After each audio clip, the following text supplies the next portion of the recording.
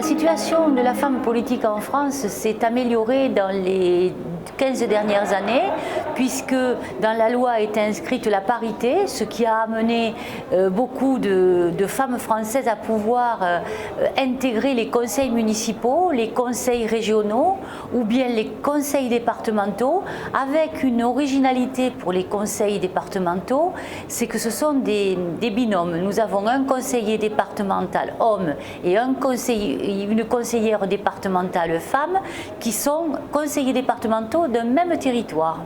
Donc ça a amené un appel d'air et les femmes ont pris confiance et se sont inscrites dans les mandats locaux.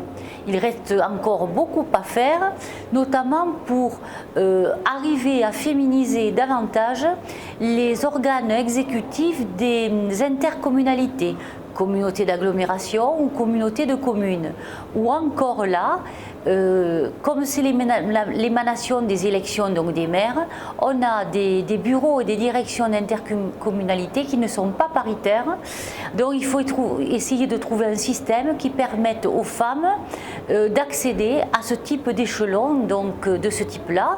Ensuite, il y a au plan national les élections pour la députation ou les élections comme pour moi au Sénat qui sont des élections indirectes.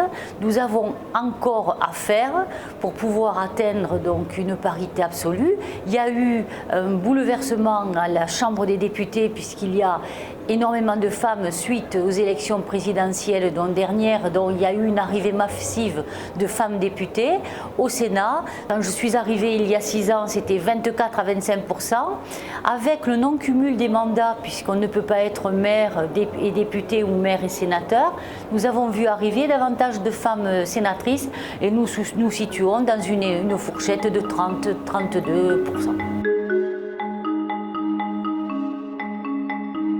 Il reste encore beaucoup de chemin à faire, surtout par rapport aux jeunes femmes, puisque lorsqu'on travaille, puisque élu chez nous n'est pas une profession, lorsqu'on a un mandat donc, de femme élue, lorsqu'on a, de par l'implication familiale des enfants en bas âge, c'est quelque chose qui est un frein à l'implication des femmes dans un certain créneau d'âge. On voit beaucoup de femmes, et d'ailleurs les femmes que nous avons dans les exécutifs ou qui sont élues sont des femmes qui sont de la maturité, qui sont dans la maturité, voire quelquefois à la retraite. C'est-à-dire que leur vie familiale, elles ont des petits-enfants, elles peuvent davantage s'impliquer.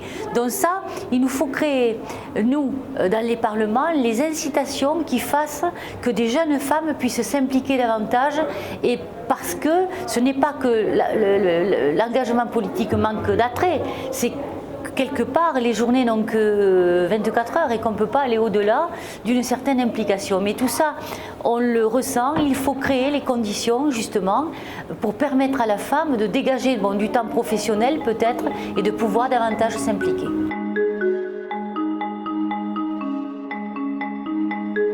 Je pense que c'est important la femme en politique parce que nous avons un regard différent.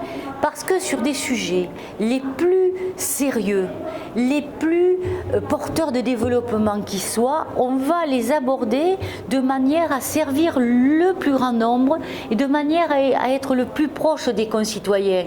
Et on va apporter quelque part une sensibilité, un regard qui n'était pas là, puisque la femme n'a pas un regard professionnel de la politique. Elle a un regard qui se veut inclusif et qui se veut surtout fédérateur.